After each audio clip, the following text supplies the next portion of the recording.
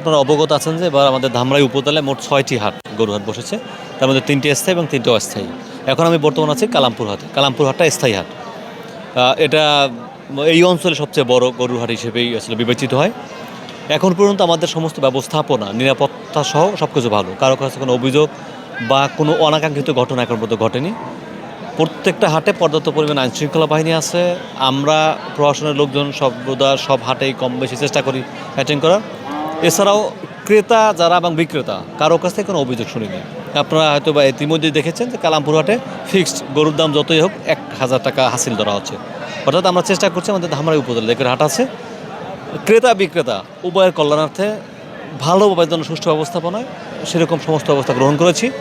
তারপরও যদি কারো কাছ থেকে কোনো অভিযোগ পাই বা কোনো অনাকাঙ্ক্ষিত ঘটনা ঘটে তাহলে আমরা সাথে সাথে তার ব্যবস্থা নিব।